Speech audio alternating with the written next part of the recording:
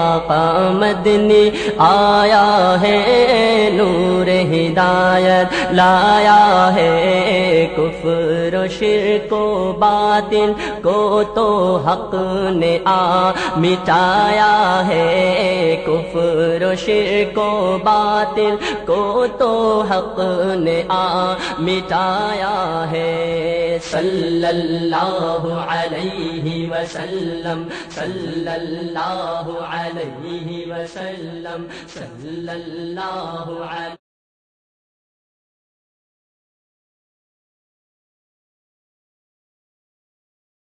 آج کی اس تقریب کے مہمان خصوصی روح رواں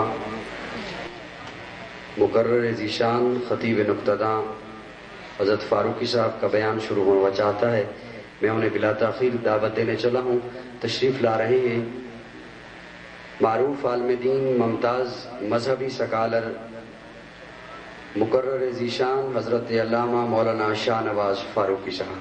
نعرہ تکبیر، نعرہ رسالت، زندہ باد، مصطفیٰ کا ہم سفر ابو بکر، ابو بکر، مصطفیٰ کا ہم سفر ابو بکر، ابو بکر، گلی گلی نگر نگر عمر، عمر، عمر، عمر، گلی گلی نگر نگر عمر، چمن چمن کلی کلی علی علی علی علی، چمن چمن کلی کلی علی علی علی علی، بحر بر پچھا گیا معاویہ، معاویہ، بحر بر پچھا گیا معاویہ، معاویہ، تیرا حسین میرا حسین، وہ حسین، وہ حسین، تیرا حسین میرا حسین، وہ حسین، وہ حسین، سبحان اللہ۔ الحمد للہ رب العالمین،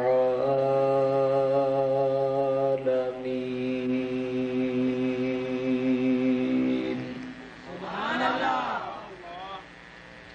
والعاقبۃ للمتقین،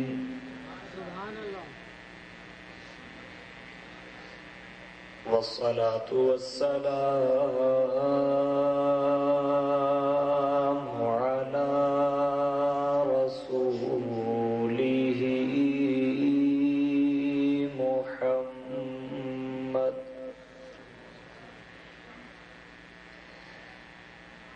وعلى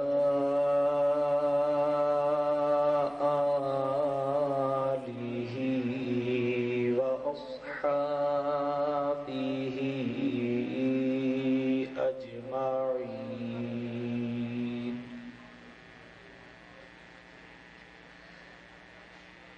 أما بعد فأعوذ بالله من الشيطان الرجيم، بسم الله الرحمن الرحيم،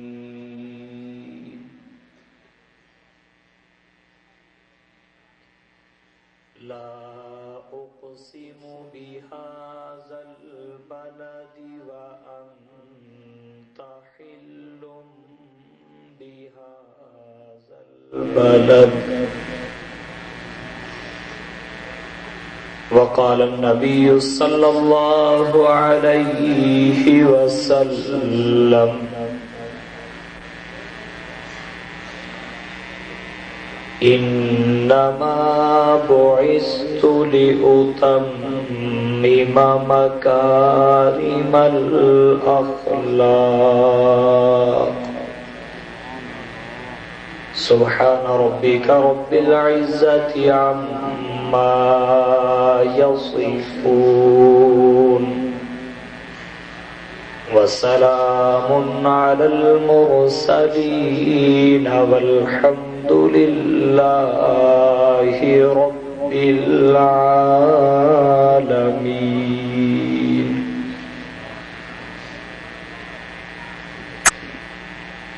شب ظلمت کی تاریکی میں گم تھی عقل انسانی، شب ظلمت کی تاریکی میں گم تھی عقل انسانی، یکا یک تاکہ کعبہ پر ایک چراغ ہاشمی آیا، اشارت دے دیتے رہے انبیاء آدم سے عیسیٰ تک، بشارت دیتے رہے انبیاء آدم سے عیسیٰ تک، نبوت جس پہ ناز کرتی تھی وہ نبی آیا، اور سب نبی اچھے، خلیل اچھا، کلیم اچھا، سب نبی اچھے، خلیل اچھا، کلیم اچھا، مگر ان سب سے وہ رحمت للعالمین اچھا، لب کو لب چومتا ہے جب کوئی نام لے اس کا، لب کو لب چومتا ہے جب کوئی نام لے اس کا، نام میں اس کے یہ دو مرتبہ میم اچھا، اور آقا تجھ سا نہ پایا کوئی چشم فلک نے، تجھ سا نہ پایا کوئی چشم فلک نے، ناز کیا تیری آمد پہ مالک نے، ملک نے، حصول وحی میں موسیٰ طور پر پہنچے، پر کیا عجب جو وحی تیرے حضور پر پہنچے، انتہائی واجب الاحترام، قابل صد تکریم و تعظیم معزز سامعین کرام، ربیع الاول کا ماہ محترم گزر چکا ہے، اور ربیع الثانی یا ربیع الاخر گزر رہا ہے، لیکن اول ہو یا آخر ہیں دونوں ربیع، اول ہوں یا آخر ہیں دونوں ربیع۔ اب سوال یہ ہے ربیع کسے کہتے ہیں؟ المنجد مصباح اللغات، دیگر لغت کی کتابوں میں ربیع کا معنی موسم بہار لکھا ہے۔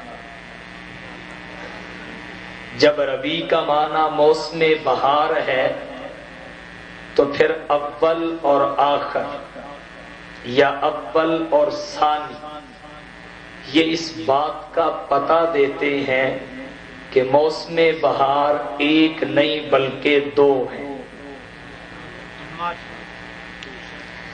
جب ربیع الاول کہا، ربیع کہتے ہیں بہار کو، اور الاول کہتے ہیں پہلے،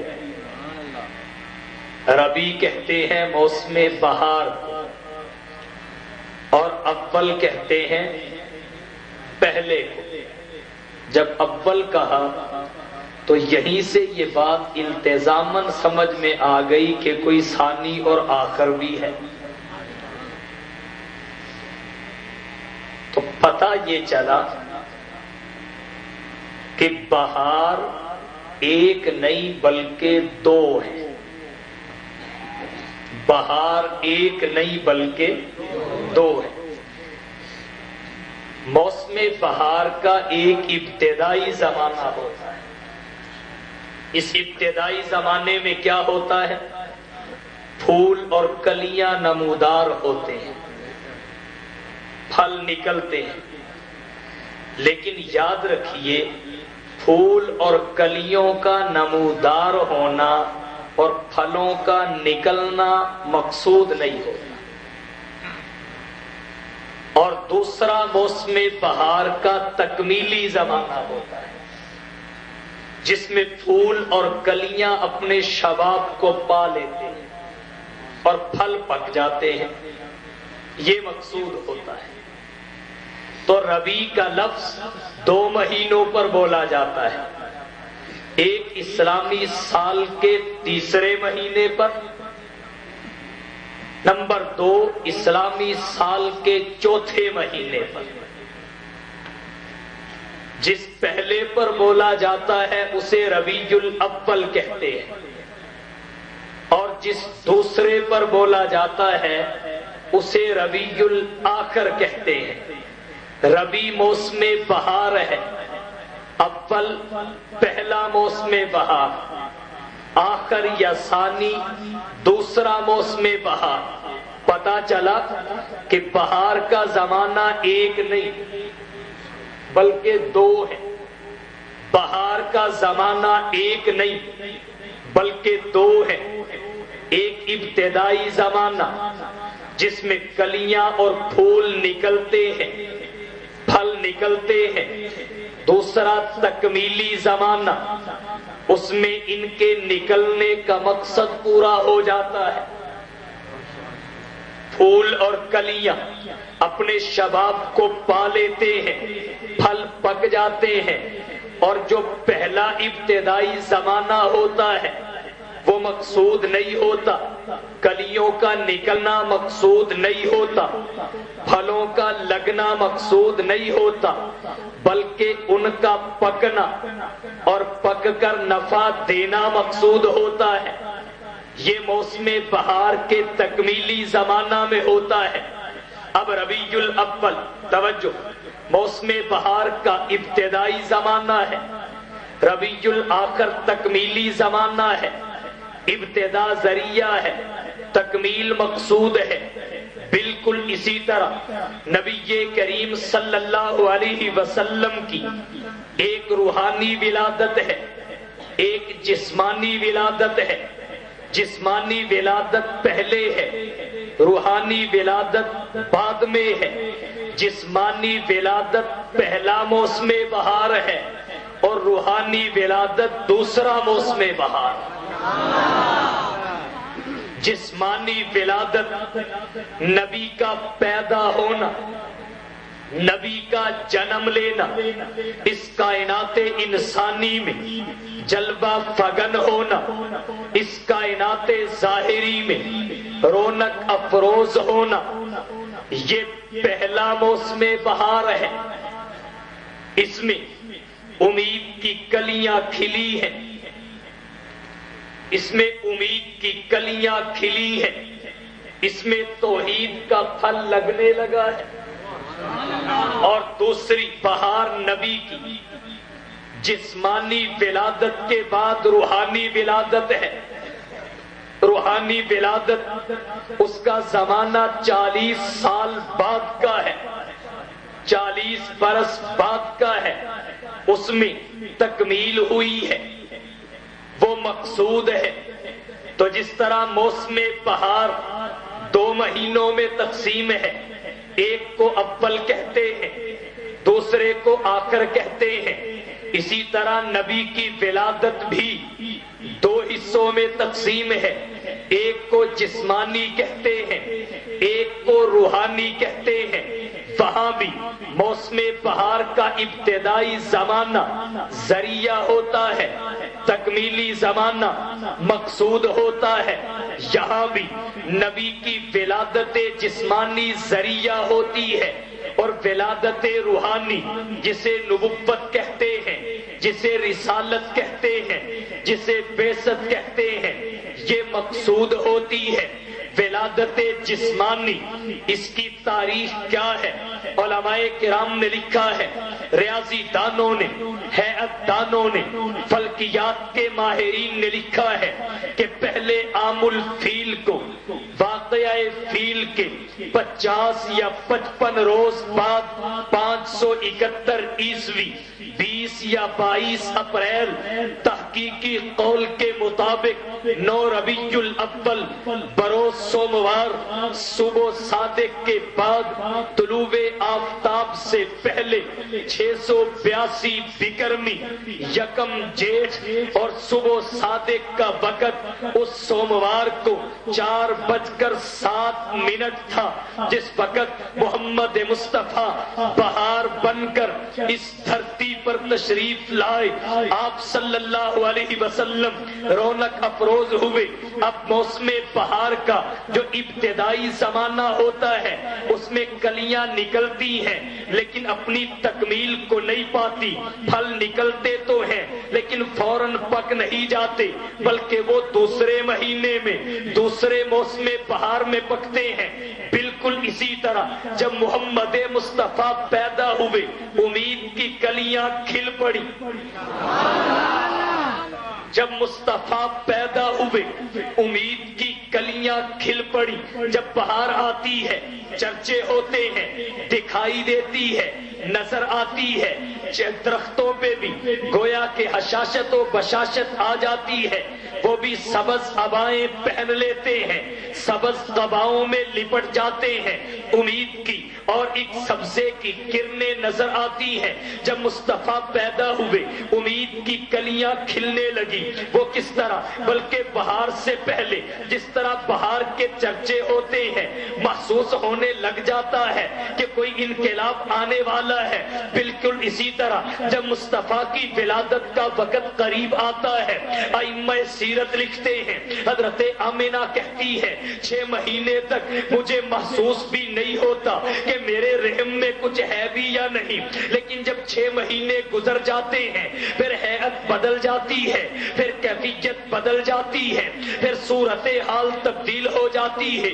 حضرت آمنہ کہتی ہے میں اگر کسی پتھر پہ قدم رکھتی تھی وہ پتھر بھی نرم ہو جاتا تھا، میں پانی بھرنے کے لیے کنویں کی منڈیر پہ جا کھڑی ہوتی تھی تو گہرائیوں میں اترا ہوا پانی وہ کنویں کے کناروں کو چومنے لگ جاتا تھا۔ حضرت آمنہ کہتی ہے میں پہاڑوں کے پاس سے گزرتی تھی تو مجھے پتھر بھی سلام کہتے تھے، میں درختوں کے جھرمٹوں سے گزرتی تھی تو مجھے تنے بھی سلام کہتے تھے، درختوں کے پتے، ٹہنیاں اور شاخیں بھی سلام کہا کرتے تھے۔ حضرت آمنہ کہتی ہے جب مصطفیٰ کی ولادت کا وقت قریب آتا ہے تو میں کیا دیکھتی ہوں کہ ستارے مجھ پہ جھک آئے ہیں۔ حضرت آمنہ کہتی ہے میرے بدن سے ایک نور نکلتا ہے، وہ نور اس طرح پھیلتا ہے کہ اس نور کی روشنی میں سرزمین بطحا پہ بیٹھ کے مجھے شام اور بصرہ کے محلات نظر آ جاتے ہیں،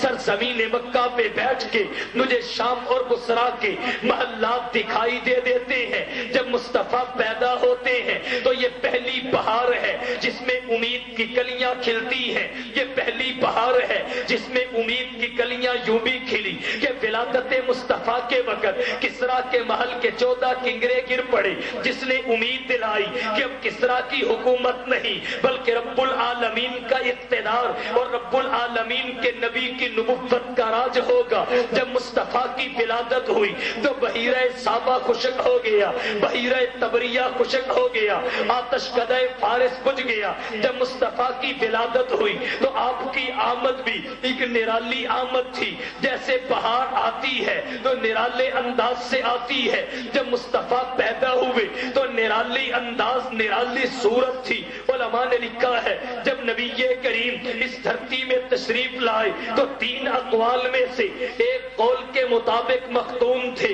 جب مصطفیٰ پیدا ہوئے تو آپ کے ناخن کٹے ہوئے تھے، جب مصطفیٰ پیدا ہوئے تو آپ کے بال بنے ہوئے تھے، جب مصطفیٰ پیدا ہوئے تو قدرتی طور پہ آنکھوں میں سرما لگا ہوا تھا، جب مصطفیٰ پیدا ہوئے تو زبان پر اللہ کی تسبیح و تحمید اور تکبیر کے ترانے اور قصیدے گونج رہے تھے، جس وقت مصطفیٰ پیدا ہوئے تو جبین نیاز کے تقدس کو سجدہ ریزیوں کی شکل میں اللہ کے دربار میں رکھ کے وہ انسانیت کو پیغام دے رہے تھے کہ یہ ایک سجدہ جسے تو گرا سمجھتا ہے، یہ ایک سجدہ جسے تو گرا سمجھتا ہے، 1000 سجدوں سے دیتا ہے آدمی کو نجات۔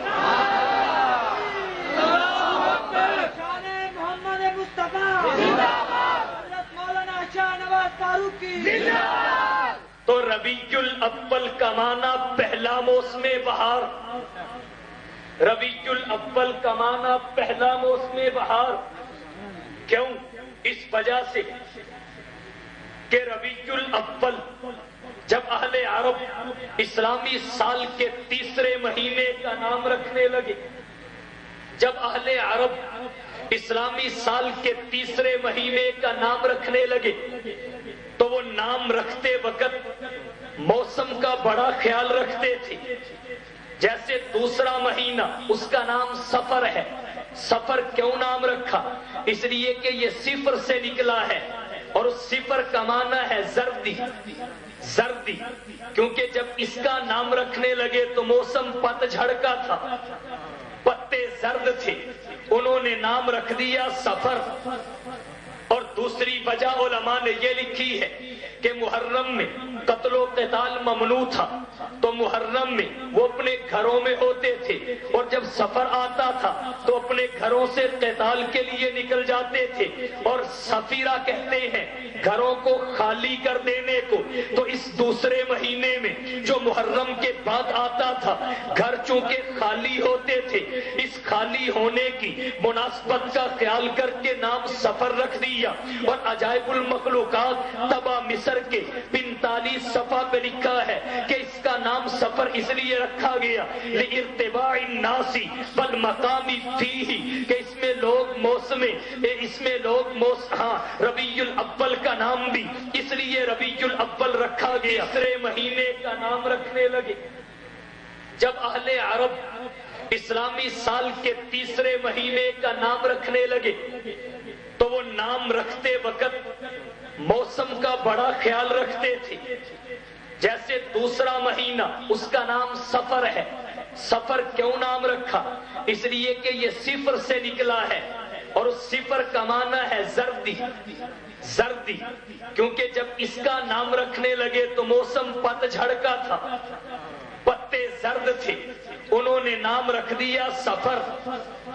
اور دوسری وجہ علماء نے یہ لکھی ہے کہ محرم میں قتل و قتال ممنوع تھا، تو محرم میں وہ اپنے گھروں میں ہوتے تھے، اور جب سفر آتا تھا تو اپنے گھروں سے قتال کے لیے نکل جاتے تھے۔ اور سفیرہ کہتے ہیں گھروں کو خالی کر دینے کو۔ تو اس دوسرے مہینے میں جو محرم کے بعد آتا تھا، گھر چونکہ خالی ہوتے تھے، اس خالی ہونے کی مناسبت کا خیال کر کے نام سفر رکھ دیا۔ اور عجائب المخلوقات طبع مصر کے 45 صفحہ پہ لکھا ہے کہ اس کا نام سفر اس لیے رکھا گیا لِارتباع الناس والمقام فیہ، کہ اس میں لوگ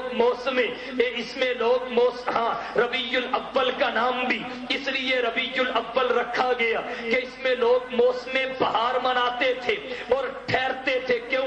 اس لیے کہ جب نام رکھنے لگے اس وقت بہار کا موسم تھا، انہوں نے بہار کا موسم دیکھ کے، بہار کا موسم مد نظر رکھ کے، مناسبت کا خیال کرتے ہوئے اس مہینے کا نام ربیع الاول رکھ دیا۔ پھر بہار کا زمانہ چونکہ ایک نہیں ہوتا بلکہ دو ہوتے ہیں، ایک ابتدائی ہوتا ہے، دوسرا تکمیلی ہوتا ہے، تو جب نام رکھنے لگے تو پہلے زمانے کا نام ربیع الاول اور دوسرے کا نام ربیع الثانی رکھ دیا۔ تو اللہ نے جب بہار کے زمانے کو دیکھا اور ادھر مصطفیٰ کا آنا بھی ایک بہار تھا، تو اللہ نے بہار کو بہار کے ساتھ جوڑ دیا۔ نعرہ تکبیر، نعرہ تکبیر، شان صحابہ۔ اللہ نے بہار کو بہار میں بھیج دیا۔ یہی وجہ ہے حضرت ملا علی قاری رحمہ اللہ فرماتے ہیں لہذا الشہر فی الاسلام فضل لہذا الشہر فی الاسلام فضل ومنقبۃ تفوق علی الشہور ربیع فی ربیع فی ربیع ونور فوق نور فوق نور. حضرت ملا علی قاری رحمہ اللہ فرماتے ہیں اس ربیع الاول کے مہینہ کی جس میں پہلی بہار آئی جو موسم بہار کا ابتدائی زمانہ ہے لہذا الشہر فی الاسلام فضل. اور یاد رکھیں اب موسم بہار خواہ ربیع الاول میں آئے یا رمضان میں آئے یہ مناسبت نام رکھتے وقت دیکھی جاتی. جیسے اب سفر خواہ پت جھڑ میں آئے یا کسی اور موسم میں آئے جب نام رکھا گیا اس وقت یہ ترتیب تھی. بعد میں جب بھی آئے رمضان گرمی میں بھی آتا ہے سردی میں بھی آتا ہے بہار میں بھی آتا ہے خزاں میں بھی آتا ہے. توجہ ہے سب کی. تو ربیع الاول میں جس کا معنی پہلا موسم بہار اللہ نے مصطفیٰ کو بھیجا تاکہ پتہ چل جائے کہ اب بہار ہی نہیں بہار اندر بہار ہے. اب بہار ہی نہیں بہار اندر بہار ہے. تبھی حضرت ملا علی قاری رحمہ اللہ فرماتے ہیں کہ لہذا الشہر فی الاسلام فضل ومنقبۃ تفوق علی الشہور کہ اس مہینے کی اسلام میں ایک خاص فضیلت اور منقبت ہے. لہذا الشہر فی الاسلام فضل ومنقبۃ تفوق علی الشہور اس مہینے کی باقی مہینوں پر ایک خاص فضیلت اور منقبت ہے. وہ فضیلت اور منقبت کیا ہے؟ امام زرقانی رحمہ اللہ فرماتے ہیں وہ فضیلت اور منقبت یہ ہے کہ ٹھیک ہے رمضان کا مہینہ مہینوں کا سردار ہے لیکن اس کی سرداری کی وجہ کیا ہے؟ اس کی سرداری کی وجہ یہ ہے کہ اس میں لیلۃ القدر ہے. اس کی سرداری کی وجہ یہ ہے کہ اس میں قرآن آیا ہے. یہ اس کی سرداری کی وجوہات ہیں. اور تیسری وجہ یہ ہے کہ تنزل الملائکۃ والروح فیہا بإذن ربہم من کل امر سلام. اس میں ملائکۃ اللہ اترتے ہیں. تو رمضان مہینوں کا سردار اس وجہ سے کہ قرآن رمضان میں آیا لیلۃ القدر رمضان میں آئی اور فرشتوں کا نزول کثرت سے رمضان میں ہوا. لیکن امام زرقانی فرماتے ہیں اگر قرآن رمضان میں ہے تو قرآن والا تو ربیع الاول میں ہے. اگر لیلۃ القدر عزت والی رات رمضان میں ہے تو جس کی وجہ سے عزت ملی ہے اس کا آنا تو ربیع الاول میں ہے. اگر فرشتوں کا کثرت سے اترنا وہ لیلۃ القدر اور رمضان میں ہے تو جس کی امت پہ جس کی برکت سے رحمت کے پیغام لے کے اترتے ہیں اس نبی کا آنا تو ربیع الاول میں ہے. تو یہی وجہ ہے کہ ٹھیک ہے ویسے تو رمضان افضل مہینہ ہے لیکن ایک خاص فضیلت اور خاص منقبت رمضان پہ بھی ربیع الاول کو حاصل ہے. وہ کیا ہے؟ لہذا الشہر فی الاسلام فضل ومنقبۃ تفوق علی الشہور ربیع فی ربیع فی ربیع ونور فوق نور فوق نور. اس میں اللہ نے ایک بہار پھر دوسری بہار پھر تیسری بہار بہار اندر بہار بہار اندر بہار کر دی ہے. اس میں 3 بہاریں جمع ہیں 3 نور جمع ہیں 3 بہاریں جمع ہیں اور 3 نور جمع ہیں. توجہ اب 3 بہاریں کون سی ہیں؟ سب سے پہلی بہار مصطفیٰ کی آمد ہے. سب سے پہلی بہار مصطفیٰ کی آمد ہے آمد ہے آمد ہے. اور دوسری بہار موسم بہار ہے کیونکہ جس وقت مصطفیٰ کی ولادت ہوئی اتفاق سے موسم بہار کا تھا. اتفاق سے موسم بہار کا تھا. اور پھر تیسری بہار مہینے کی ہے وہ بھی بہار کا تھا جسے ربیع الاول کہتے ہیں. تو 3 بہاریں جس وقت مصطفیٰ پیدا ہوئے کائنات نے پہلی مرتبہ بغل گیر ہوتے دیکھی. 3 بہاریں کائنات نے پہلی مرتبہ ایک دوسرے کے گلے لگتے دیکھی.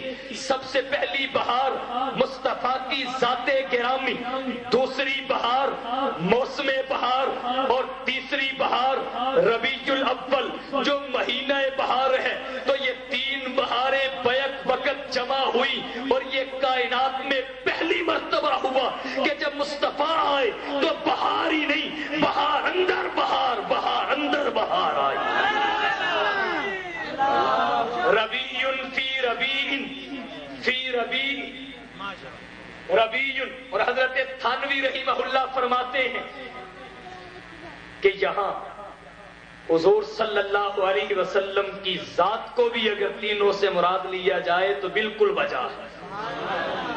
اور پھر آگے فرمایا بنور فوق نور فوق نور، اس مہینے کی لحاظ الشہر فی الاسلام فضل ومنقبۃ تفوق علی الشہور، ربیع فی ربیع فی ربیع، بہار اندر بہار، بہار اندر بہار، اور نور اوپر نور، پھر اوپر نور، نور پر نور، نور پر نور، تین نور جمع ہوئے۔ توجہ، اب یہ تین نور کون سے ہیں؟ جس طرح تین بہاروں کی الگ الگ میں نے نشاندہی کی، پہلی مصطفیٰ کی ذات گرامی، دوسرا موسم بہار، تیسرا ربیع الاول جو مہینہ بہار ہے جس کا نام ربیع ہے، اور اب تین نور کون سے ہیں؟ سب سے پہلا نور مصطفیٰ کا، سب سے پہلا نور مصطفیٰ کا۔ لیکن یہاں ایک نظریے کی بات عرض کرتا چلوں، نبی کریم صلی اللہ علیہ وسلم کے لیے اللہ قرآن میں فرماتے ہیں سبحان الذی اسری بعبدہ، سبحان الذی اسری بعبدہ، اور اعلان کرنے کا حکم دیتے ہیں انما انا بشر مثلکم، انما انا بشر مثلکم۔ تو پھر نور سے کیسے حضور مراد ہے؟ کیا بشریت اور نورانیت جمع بھی ہو سکتی ہے یا ان میں منافات ہے؟ جناب جمع ہو سکتی ہے جب جہت بدل جائے، بشریت کی جہت ذات ہو جائے اور نورانیت کی جہت صفات ہو جائے، پھر اجتماع ہو سکتا ہے۔ تو نبی نور ہیں، توجہ، حضور نور ہیں، نور ہیں، نور ہیں، لیکن بشر بھی ہیں۔ اب یہ دونوں کیسے ہو سکتا ہے؟ جھگڑے کی بات ہی نہیں ہے۔ ذات کے لحاظ سے تو بشر ہیں، اور صفات کے لحاظ سے نور ہی نہیں بلکہ نورانیوں کے لیے بھی محل رشک ہے۔ ذات کے لحاظ سے تو بشر ہیں، کیوں؟ اس لیے کہ نور کی ولادت نہیں ہوتی اور مصطفیٰ کی ہوئی ہے۔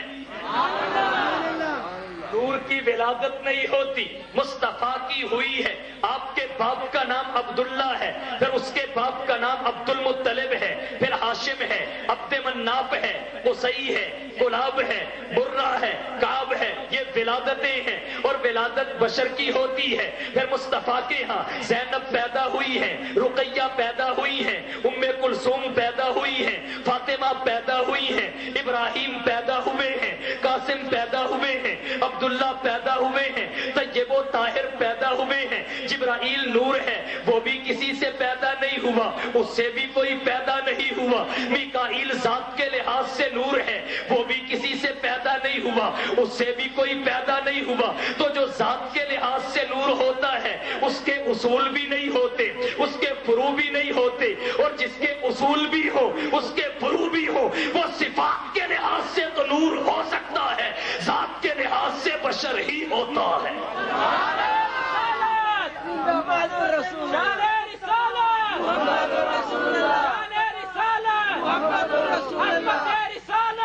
اگر ذات کے لحاظ سے نور کہو گے تو ٹھیک ہے، کہہ لو۔ جبرائیل کو ذات کے لحاظ سے نور کہا تو اس کا خاندان کوئی نہیں، نبی کا کہاں لے کے جاؤ گے؟ نبی کا خاندان کہاں لے کے جاؤ گے؟ اصول بھی ہیں اور فروع بھی ہیں۔ تو جناب نور مانتے ہیں، بشر تم مان لو، نور ہم مانتے ہیں، ذرا ہمت کرو، بشر تم بھی مان لو۔ حالانکہ قرآن نے آپ کو نور نہیں کہا، بشر کہا ہے۔ قرآن نے آپ کو نور نہیں کہا، بشر کہا ہے۔ اب اگر کوئی کہے جناب نور بھی تو کہا ہے، میں نے کہا کہاں کہا ہے؟ کہا قد جاءکم من اللہ نور۔ حضرت مفتی صاحب تشریف فرما ہے، ایک علمی نقطہ عرض کرنے لگا ہوں۔ جی اللہ نے نور بھی تو کہا ہے حضور کو. میں نے کہا جی سمجھائیے کیسے کہا ہے. کہا قد جاءکم من اللہ نور وکتاب مبین، تحقیق آیا تمہارے پاس اللہ کی جانب سے ایک نور اور کتاب مبین. دیکھو نا، نور سے حضور مراد ہے اور کتاب مبین سے قرآن مراد ہے. میں نے کہا ٹھیک ہے. اب آیت میں پڑھتا ہوں. جس طرح یہاں ان دونوں کو الگ الگ کیا ہے وہاں بھی الگ الگ کرنا. تلک آیات القرآن، توجہ ہے سب، توجہ توجہ. تلک آیات القرآن و کتاب مبین، تلک آیات القرآن و کتاب مبین، یہ قرآن کی آیتیں ہیں اور کتاب مبین کی. اب یہاں بھی کہنا کہ قرآن اور ہے کتاب مبین اور ہے. جیسے وہاں کہا نور اور ہے کتاب مبین اور ہے. اب یہاں تو کیا کہتا ہے؟ یہاں کہتا ہے جو قرآن ہے وہی کتاب مبین ہے. یہ واو جو ہے عطف تفسیری کے لیے ہے، عطف تفسیری ہے. قرآن کی تفسیر کتاب مبین سے ہے تو وہاں بھی عطف تفسیری ہے. واو عاطفہ ہے، نور کی تفسیر قرآن سے ہے. من اللہ نور و کتاب مبین، نور کی تفسیر کتاب مبین سے ہے. قد جاءکم من اللہ نور و کتاب مبین. اب اس کی دلیل کیا ہے؟ یہ عطف تفسیری ہے. نور اور کتاب مبین دو چیزیں نہیں ہیں، ایک ہی ہے. اس کی دلیل کیا ہے؟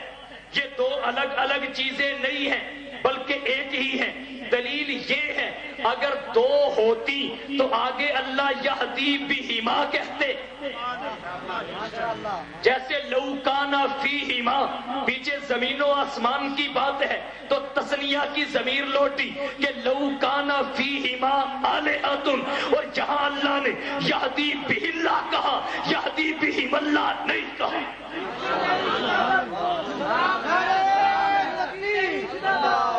توجہ ہے، یہاں اللہ نے یہدی بہما کہا، بہما نہیں کہا. ہی ایک کے لیے، ہما دو کے لیے.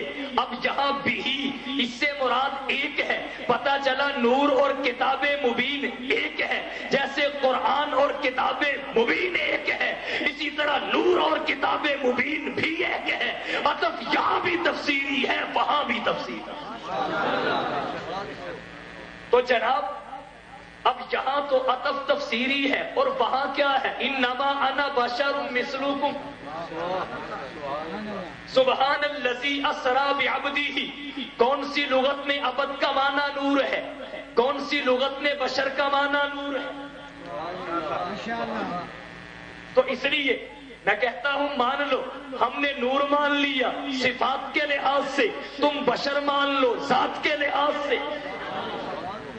ہم نے نور مان لیا صفات کے لحاظ سے، تم بشر مان لو ذات کے لحاظ سے. حالانکہ قرآن نے نبی کو نور نہیں کہا اور بشر تو کہا ہے. اور جو تیری نور کی دلیل ہے وہ تو قرآن قد انزلنا الیکم نورا، وہ تو نور قرآن ہے. تو عرض یہ کر رہا ہوں نور فوق نور فوق نور. تو ایک نور مصطفیٰ کی ذات گرامی ہے، وہ نور کس لحاظ سے ہے؟ صفات کے لحاظ سے. پھر قرآن نے تو بشر کہا ہے. جناب کوئی تضاد نہیں، بشر ہے ذات کے لحاظ سے. اب جو کہتا ہے کہ حضور سراپا نور ہے وہ بھی غلط ہے، اور جو کہتا ہے سراپا بشر ہے وہ بھی غلط ہے. نور بھی ہیں بشر بھی ہیں. ذات کے لحاظ سے نور ہیں، صفات کے ذات کے لحاظ سے بشر ہیں، اور صفات کے لحاظ سے نور ہی نہیں بلکہ نورانیوں کے لیے بھی محل رشک ہے. نورانیوں کے لیے بھی محل رشک ہے. اور فوق نور فوق نور ونور فوق نور فوق نور. ایک نور حضور کا اور دوسرا موسم بہار کا. دوسرا موسم بہار کا. موسم بہار میں گنجے درخت بھی بالوں والے ہو جاتے ہیں. موسم بہار میں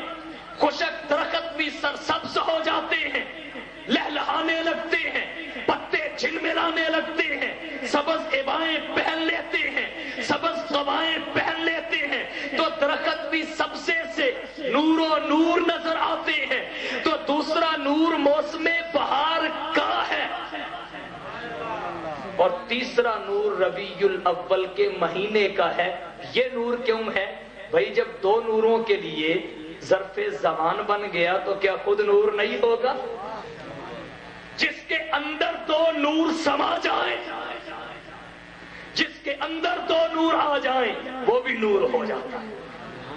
یہی وجہ ہے نبی کریم صلی اللہ علیہ وسلم نورانی صفات والی ہستی جب اس کائنات میں تشریف لائی تو صحابہ کو نورانی کر گئی، نورانی بنا گئی۔ تو لحاظ الشہر فی الاسلام فضل ومنقبۃ تفوق علی الشہور، ربیع فی ربیع فی ربیع ونور فوق نور فوق نور۔ نور، نور پر نور، نور پر نور۔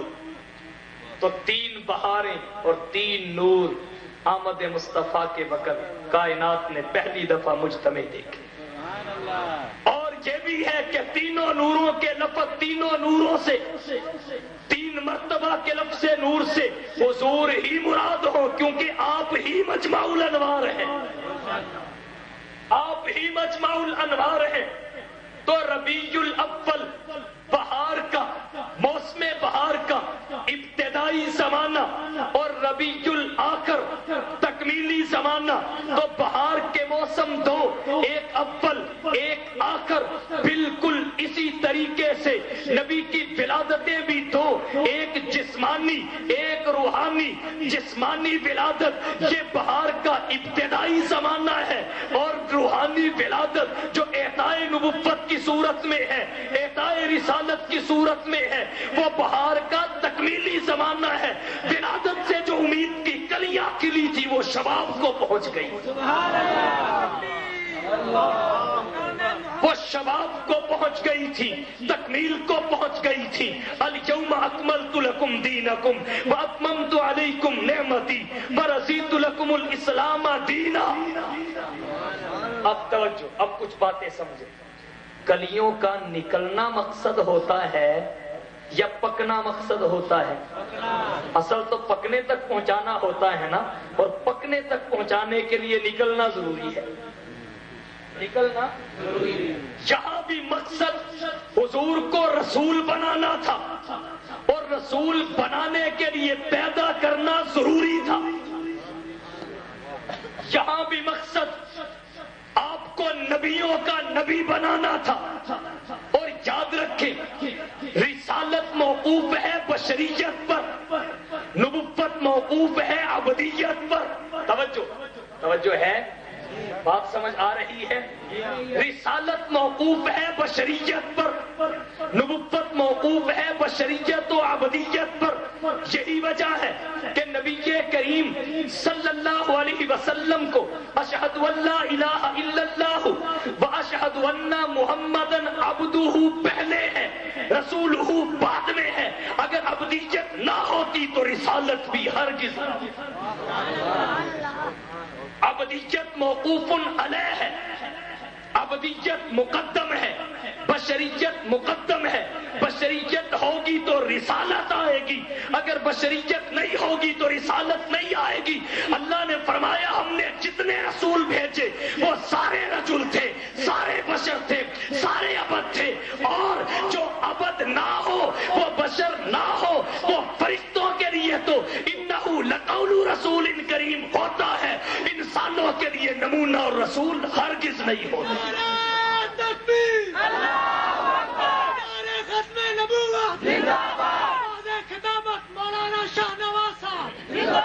توجہ، تو کیا سمجھ میں آیا کہ جیسے بہار کا ابتدائی زمانہ وہ ذریعہ ہوتا ہے تکمیل کا، مقصود تکمیل ہوتی ہے، اسی طرح نبی کی ولادت وہ ذریعہ ہے نبوت کا، مقصود نبوت ہے۔ اب ایک آدمی کہے بس کلیاں نکل آئیں یہی میرے لیے کافی ہیں، پکے نہ پکے۔ ایک آدمی کہے بس یہ یہ پھل لگ گئے، یہ آم لگ گئے، یہ کیلے لگ گئے، جو لگ گئے بس اسی پہ خوش ہوتا پھرے؟ اسے آدمی کہے گا پگلے یہ لگے ہیں پکنے کے لیے، پکنے کی بات کر، پکنے کی فکر کر، پکنے کے بعد ان کا کیا کرنا ہے، یہ کس کام آتے ہیں اس فکر میں پڑ، تو ابھی نکلنے کو دیکھ رہا ہے۔ تم نبی کی ولادت پہ ڈٹے ہوئے ہو، اللہ نے نبوت بھی دے دی، تم ولادت پہ ڈٹے ہوئے ہو، نبی ہجرت بھی کر گئے، تم ولادت کا جشن منا رہے ہو، نبی رحلت بھی فرما گئے، تم ولادت کا جشن منا رہے ہو، نبی رحلت بھی فرما گئے۔ حالانکہ ولادت کا جشن یا سالگرہ اس وقت تک ہوتی ہے جب تک رحلت نہ ہو، جب رحلت ہو جائے پھر میلاد اور جشن ولادت یا سالگرہ نہیں ہوتی، پھر برسیاں ہوتی ہیں، پھر برسیاں ہوتی ہیں۔ یہ تو معاشرتی سی بات ہے، معاشرتی بات ہے۔ اور ایک بات اور عرض کرتا ہوں، نبی کریم صلی اللہ علیہ وسلم کی ولادت کا جشن منانا ہی اگر عشق کا معیار ہے، توجہ، اگر نبی کی ولادت کا جشن منانا ہی عشق رسول کا معیار ہے تو ٹھیک ہے، پھر عشق مکمل کرو۔ اگر ولادت کا جشن منانا ہی عشق کا معیار ہے تو پھر عشق مکمل نہیں ہے، ابھی دو حصے باقی ہیں، دو حصے باقی ہیں، مکمل کرو۔ مشورہ میں دیتا ہوں، دو حصے کس طرح باقی ہیں، نقطہ سمجھنا۔ نبی کی ولادت کے ساتھ صرف ربیع الاول کا تعلق نہیں ہے، یہ تو مہینہ ہے، دن بھی تو کوئی ہوگا بھائی، یہ تو مہینہ ہے، ولادت کا دن بھی تو کوئی ہوگا، اور وہ سوموار ہے۔ اچھا وہ تو سوموار کا دن ہے، اس کا وقت بھی تو کوئی ہوگا، وقت بھی تو کوئی ہوگا۔ تو ولادت کے ساتھ صرف ربیع الاول کے مہینے کی ہی نسبت نہیں ہے، بلکہ جہاں سال کے مہینوں میں ربیع الاول کے مہینے کی نسبت ہے، وہاں ہفتے کے دنوں میں سوموار کے دن کی بھی نسبت ہے، کیونکہ مصطفیٰ کی ولادت سوموار کے دن ہوئی ہے۔ پھر سوموار کے دن کے 24 گھنٹے میں سے، اس کے اوقات میں سے صبح صادق کے وقت کو بھی نسبت ہے۔ تو کتنی نسبتیں ہو گئی ولادت کے ساتھ؟ ایک مہینے کی وہ ربیع الاول ہے، ایک دن کی وہ سوموار ہے، ایک وقت کی وہ صبح صادق ہے۔ اب یہ کہاں لکھا ہے کہ دو نسبتوں کو چھوڑ دو اور تیسری کا جشن منا لو؟ یہ کہاں لکھا ہے؟ اس ایک کو پکڑا کیوں، ان دو کو چھوڑا کیوں؟ ہے کوئی مخصص؟ ہے کوئی مخصص جو مہینے کی تخصیص کرے، دن کو چھوڑ دے، وقت کو چھوڑ دے؟ حالانکہ اصول یہ ہے، الحق للقریب ثم للبعید، پہلے وقت کی نسبت کا خیال کرو، روزانہ صبح صادق کو کیا کرو، اس کے بعد پھر سوموار کی باری آتی ہے، پھر ہفتے کے ہر سوموار کو کیا کرو، پھر ربیع الاول میں کرنا، تب عشق مکمل۔ تین نسبتیں ہیں، تین۔ ولادت کے ساتھ کتنی نسبتیں ہیں؟ ایک مہینے کی، اس کا تو خیال کر لیا۔ سوموار کے دن کی نسبت کا کون خیال کرے گا؟ سوموار کے دن حضور پیدا نہیں ہوئے، اس کو بھی جشن کرو۔ پھر سوموار کے دن کس وقت پیدا ہوئے؟ صبح صادق کو، اس وقت اٹھ کے پھر جشن مناؤ۔ اس لیے نہیں ان کو پکڑتے کہ نیند ضائع ہوتی ہے، نیند ضائع ہوتی ہے، اس لیے سوموار کے دن کچھ نہیں کرتے کہ ایک چھٹی اتوار کی یا جمعے کی، دوسری سوموار کی کرنی پڑ جاتی ہے، معاش کو خطرہ ہے۔ اور سال میں مہینے میں ایک دن ہی کرتے ہو، وہ بھی اپنی جیب سے نہیں، بازاروں میں زبردستی کھینچ کھینچ کے۔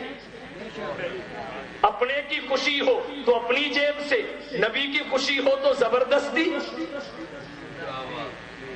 زبردستی۔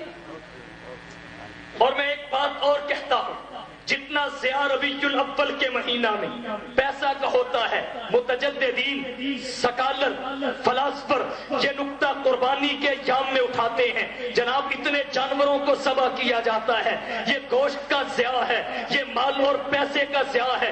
جتنے گوشت کی ضرورت ہوتی ہے اتنے جانور قربان کیوں نہیں کر لیتے، باقی پیسہ صدقہ کر دیا جائے، یتیموں کے اور بیواؤں کے چولہے سرد نہ ہونے پائے۔ اگر یہ بحث عید کے دنوں میں اٹھائی جاتی ہے، کہاں سو جاتے ہیں سکالر اور فلاسفر ان دنوں میں جب ربیع الاول کے مہینہ میں اتنا پیسہ ضائع ہوتا ہے، اتنا اسراف ہوتا ہے، اتنی فضول خرچی ہوتی ہے، اس وقت یہ بحث کیوں نہیں اٹھائی جاتی کہ یہی پیسہ اگر نبی کریم صلی اللہ علیہ وسلم کے قرآن و سنت کی تعلیمات کو عام کرنے والے مدارس پہ خرچ کر دیا جائے تو کتنا فائدہ ہو۔ اور پھر ایک بات اور کہتا ہوں، اللہ نے 2 عیدیں مقرر کی ہیں، کتنی؟ اِنَّ لِكُلِّ قَوْمٍ عِيدًا وَهَذَا عِيدُنَا، 2 موقعوں پر حضور نے فرمایا، 2 موقعوں پر۔ اب جو عیدیں اللہ نے 2 مقرر کی، دیکھنا اس 12 ربیع الاول کو میں پورے ملک میں پھرتا ہوں، میں نے 11 کو بھی دیکھا، 12 کو بھی دیکھا، خدا کی قسم میں نے 7 والے ساتھیوں کو کہا یار جو 2 عیدیں اللہ نے مقرر کی ہے نا، آنے والے وقت میں شاید ان کی کوئی ویلیو نہ رہے، جو بندوں نے مقرر کی ہے اس کی ویلیو سب سے بڑھ جائے۔ حالات اس طرف جا رہے ہیں، بدعات کی سواری پہ، تیز رفتار سواری پہ سوار ہو گئے ہیں۔ اللہ کی مقرر کی ہوئی، رسول اللہ کی مقرر کی ہوئی عیدوں کی وہ اہمیت نہیں رہی جو اپنی مقرر کی ہوئی کی ہو گئی۔ یہ خواہش پرستی کی تکمیل نہیں تو کیا ہے؟ اور حضرت مفتی صاحب تشریف فرما ہے، میں اصول فقہ اور فقہ کی روشنی میں ایک بات کر دیتا ہوں۔ دیکھیے ان کی موجودگی سے فائدہ اٹھا کے ولادت کا جو جشن منایا جاتا ہے، یہ ہر سال منایا جاتا ہے، اس کے تکرار کا سبب کیا ہے؟ ولادت کا جو جشن منایا جاتا ہے یہ ہر سال منایا جاتا ہے، اس کے تکرار کا سبب کیا ہے؟ دیکھیں، سبب اور مسبب کی کل 3 صورتیں ہیں۔ ایک یہ ہے کہ سبب، وجہ اور علت وہ بار بار آئے، اس کی وجہ سے مسبب بھی بار بار آئے، سبب بھی متکرر ہو، مسبب بھی متکرر ہو۔ جیسے نماز مسبب ہے، اس کا سبب اس کا وقت ہے، جتنی مرتبہ وقت آئے گا اتنی مرتبہ نماز فرض ہوگی۔ یہ ہے سبب میں بھی تکرار ہے، مسبب میں بھی تکرار ہے۔ دوسری صورت یہ ہے کہ نہ تکرار سبب میں ہو نہ مسبب میں ہو، سبب بھی ایک ہو مسبب بھی ایک ہو۔ اس کی مثال کیا ہے؟ بیت اللہ کا حج، یہ مسبب ہے، اس کا سبب بیت اللہ کا وجود ہے۔ روئے زمین پہ بیت اللہ کعبۃ اللہ بھی ایک ہے، جب یہ سبب ایک ہے تو زندگی میں فرض حج بھی ایک ہے۔ سبب بھی متواحد، مسبب بھی متواحد۔ اور تیسری صورت یہ ہے کہ سبب تو متواحد ہو لیکن مسبب متکرر ہو، سبب میں تکرار نہ ہو، مسبب میں تکرار ہو۔ جیسے حج کے وقت رمل کرتے ہیں نہیں کرتے، اکڑ کے چلتے ہیں، اکڑ کے۔ اب اس کا سبب کیا تھا؟ سبب ایک تھا کہ جب کمزور ہو گئے تھے آب و ہوا موافق نہ آنے کی وجہ سے، تو حضور صلی اللہ علیہ وسلم نے فرمایا ذرا اکڑ کے چلو۔ اب وہ سبب ختم ہو گیا، وہ متواحد تھا لیکن مسبب متکرر ہے، ہر سال اکڑ کے چلتے ہیں، حالانکہ وہ سبب اب نہیں ہے۔ اب جو پہلی 2 قسمیں ہیں وہ تو عقل میں آتی ہیں کہ سبب متکرر، مسبب بھی متکرر، سبب متواحد، مسبب بھی متواحد، لیکن یہ تیسری صورت عقل میں نہیں آتی۔ اسے اصول فقہ کی اصطلاح میں غیر مدرک بالعقل کہتے ہیں۔ اور جو غیر مدرک بالعقل ہو اس پر نہ کسی دوسری کو قیاس کیا جا سکتا ہے، نہ اس پر کسی حکم شرعی کی بنیاد رکھی جا سکتی ہے جب تک کوئی دلیل شرعی نہ ہو، جب تک کوئی دلیل شرعی نہ ہو۔ اب یہاں ہمارا اہل بدعت سے سوال یہ ہے، یہ جو تکرار ہے ولادت، بات سمجھ رہے ہیں؟ مشکل تو نہیں زیادہ؟ یہ جو تکرار ہے ہر سال جشن ولادت میں، اس کا سبب کیا ہے؟ بتاؤ کون سا سبب ہے اس میں تکرار ثابت کرو۔ اس کا سبب کیا ہے؟ جشن ولادت کا سبب کیا ہے؟ یا تو یہ کہو گے کہ جشن ولادت کا سبب حضور کی ولادت ہے، اور اس بات کو ہر عقل مند جانتا ہے کہ ولادت میں تکرار نہیں ہوتا، ولادت ایک ہی بار ہوتی ہے، ولادت میں تواحد ہے، تعدد نہیں ہے۔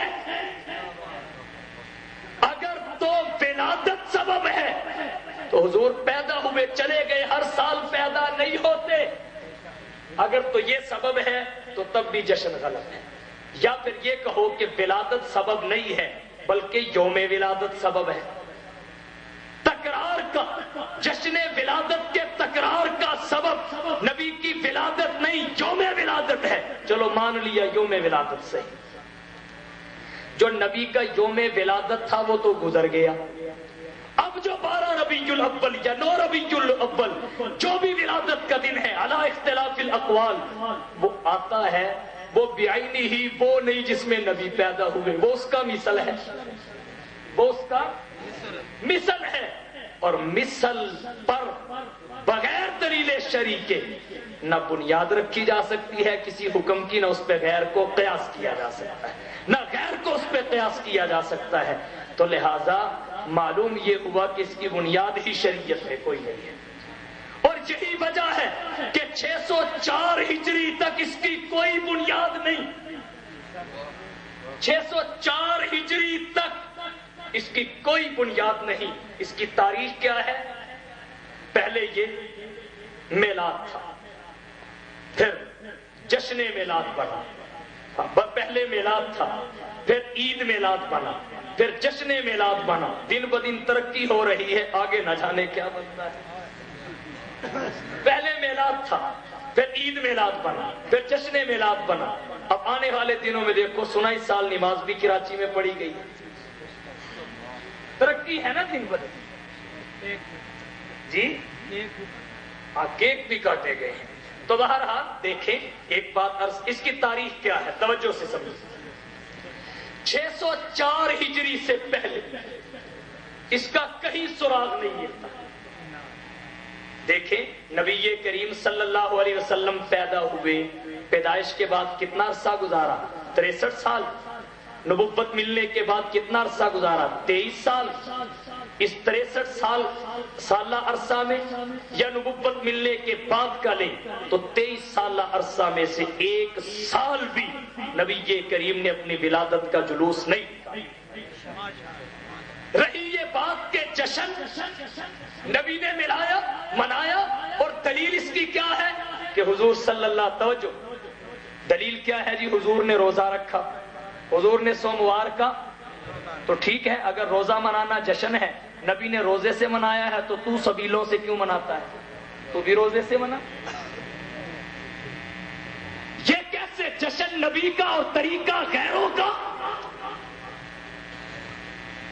حالانکہ علماء نے علت یہ لکھی ہے سوموار کے روزے کی کہ سوموار کو اللہ کے دربار میں اعمال پیش ہوتے ہیں، جمعرات اور سوموار، اور حضور ان دونوں دنوں میں روزہ رکھتے تھے، اس لیے کہ جب بھی میرے اعمال اللہ کے دربار میں پیش ہو محمد روزے سے۔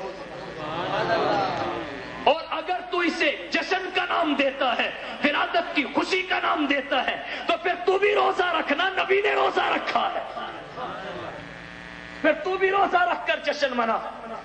اور دوسری رہی یہ بات کہ قل بفضل اللہ وبرحمتہ فبذلک فلیفرحوا، فرما دیجئے محبوب اللہ کے فضل اس کی رحمت پہ چاہیے کہ لوگ خوش ہوں۔ یہاں کسی بھی مفسر نے ولادت کا معنی نہیں کیا، فضل سے مراد اسلام لیا ہے، رحمت سے مراد قرآن ہے، فضل سے مراد اسلام ہے اور رحمت سے مراد قرآن ہے، اور ان کو فضل اور رحمت کہا بھی گیا ہے قرآن و سنت میں، اسلام اور قرآن کو۔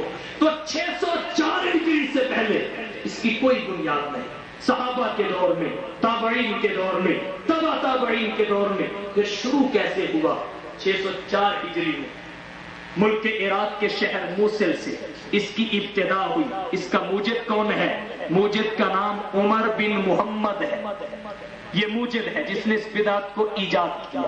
ایک اس کا مروج ہے، مروج کون ہے؟ ملک المعظم مظفر الدین ابو سعید کوکری، یہ بادشاہ تھا اور وہ اس کا وزیر تھا، اس نے ایجاد کیا، اس نے رواج دیا۔ اور تیسرا ایک قلمکار ہے جسے مصنف کہتے ہیں، اس نے کمزور دلائل اس کے جواز پہ اکٹھے کر کے ایک کتاب لکھی، اس کا نام ابو الخطاب عمر بن دہیہ ہے۔ کتاب اس نے کون سی لکھی؟ ابن خلقان نے وفیات الاعیان میں اس کتاب کا نام التنویر فی مولد السراج المنیر لکھا ہے، اور علامہ سیوطی نے حسن المقصد میں اس کتاب کا نام التنویر فی مولد البشیر والنذیر لکھا ہے۔ اور کمال کی بات یہ ہے، یہ تین آدمی، ایک موجد، دوسرا مربد، تیسرا مصنف، تینوں غیر مقلد تھے، تینوں غیر مقلد تھے، تینوں غیر مقلد، ائمہ کی تقلید سے بھاگنے والے اور ان پہ تبرہ کرنے والے۔ بلکہ اور کہتا ہوں، فن اسماء الرجال کی کتابیں اٹھائیے، تہذیب التہذیب، لسان المیزان، میزان الاعتدال، ان میں آپ کو ملے گا ان تینوں کا کردار یہ تھا۔ یہ کبوتر بھی اڑاتے تھے، یہ گانا بھی سنتے تھے، یہ ناچتے بھی تھے، نچواتے بھی تھے، فضول خرچ بھی تھے۔ اور یہ جس نے کتاب لکھی دول الاسلام میں لکھا ہے کہ 1000 پاؤنڈ اسے بادشاہ نے انعام بھی دیا تھا۔ اس سے پہلے اس کی کوئی بنیاد نہیں۔ یہاں سے اب اس پہ ایک دلیل اور پیش کرتا ہوں کہ یہ بدعت ہے، سنت نہیں ہے۔ اگر سنت ہوتی پھر نبی کے دور سے چلتی آتی، پھر نبی کے دور سے چلتی آتی، اور اگر یہ نبی کے دور سے چلتی آ رہی ہوتی تو نبی کے یوم ولادت میں اختلاف کبھی نہ ہوتا، نبی کے یوم ولادت میں اختلاف کبھی نہ ہوتا۔ حالانکہ نبی کے یوم ولادت میں اختلاف ہے، متعین نہیں ہے کہ کون سا نبی کا یوم ولادت ہے۔ 4-5 اقوال آتے ہیں، 2 ربیع الاول کا قول بھی ہے، 8 ربیع الاول کا قول بھی ہے، اور 9 ربیع الاول کا قول بھی ہے، 12 ربیع الاول کا قول بھی ہے۔ لیکن 12 کا قول مشہور ہے، 9 کا قول تحقیقی ہے۔ 12 کا قول مشہور ہے، اور وہ اس وجہ سے مشہور ہو گیا کہ وفات نبی کی چونکہ 12 کو ہے، وفات 12 کو ہے، وگرنہ تحقیقی قول جو محمود پاشا فلکی مصر کا بہت بڑا عالم تھا اس نے لکھا وہ 9 ربیع الاول ہے۔ سیرت النبی میں بھی یہی درج ہے۔ قاضی سلیمان منصور پوری نے رحمت للعالمین میں بھی اسی کو لکھا، اور مولانا صفی الرحمان مبارک پوری نے الرحیق المختوم میں بھی اسی کو لکھا، اور بھی بہت سارے محققین اور ائمہ سیرت نے 9 ربیع الاول کے قول کو تحقیقی قول کہا ہے، اسے راجح کہا ہے۔ تو اگر یہ سنت ہوتا تو پھر تو صحابہ بھی کرتے، تابعین بھی کرتے، تبع تابعین بھی کرتے، ولادت کا دن متعین ہوتا، اختلاف ہوتا ہی نہ۔ اختلاف کا ہونا ہی اس کے بدعت اور غیر مسلسل ہونے کی دلیل ہے۔ اب میں اس بحث میں نہیں پڑتا کہ نبی کا یوم ولادت کون سا ہے، وگرنہ اس پہ بھی پوری تحقیق ہے کہ نبی کا یوم ولادت 9 ربیع الاول ہے۔ اس پہ عقلی دلائل بھی ہیں، نقلی دلائل بھی ہیں۔ یہ بحث میں پھر کسی مرحلہ کے لیے چھوڑتا ہوں، لیکن اتنی بات ضرور کہتا ہوں کہ پہلے عام الفیل میں جو ربیع الاول آیا تھا، اس ربیع الاول میں 12 تاریخ کو کوئی بھی سوموار نہیں آیا، اور یہ بات اتفاقی ہے کہ نبی سوموار کو پیدا ہوئے۔ اس بات میں تو اختلاف ہے کہ 2 کو پیدا ہوئے، 9 کو پیدا ہوئے، 8 کو پیدا ہوئے، 12 کو پیدا ہوئے، لیکن سوموار کے دن میں کسی کا اختلاف، سوموار کے دن میں کسی کا اختلاف نہیں ہے۔ اور محققین نے لکھا ہے جس ربیع الاول میں حضور پیدا ہوئے، ایک سوموار 2 کو آیا، دوسرا 9 کو آیا، تیسرا 16 کو آیا، چوتھا 23 کو آیا، 12 کو سوموار آتا ہی نہیں۔ اب ایک چیز کا انکار کرو، یا تو 12 تاریخ کا انکار کر دو، اگر 12 تاریخ یوم ولادت کہتے ہو پھر دن سوموار کا انکار کر دو۔ حالانکہ سوموار اتفاقی ہے، 12 اختلاف۔ اس پہ میں مزید دلائل پیش نہیں کرتا، ہے میرے سینے میں دلائل کہ نبی کا یوم ولادت 9 ربیع الاول ہے، لیکن روزانہ کی تقاریر، روزانہ کے جلسے مختصر کر رہا ہوں۔ میں بات اگلی کرتا ہوں جو حکیم الامت مجدد الملت حضرت مولانا اشرف علی صاحب تھانوی نور اللہ مرقدہ نے کی۔ فرماتے ہیں کہ چلو ٹھیک ہے، علی سبیل التنزل، مفتی صاحب علی سبیل التنزل مان لی، علی سبیل ترقی تو یہ ہے ہم مانتے ہی نہیں کہ 12 کو آئے،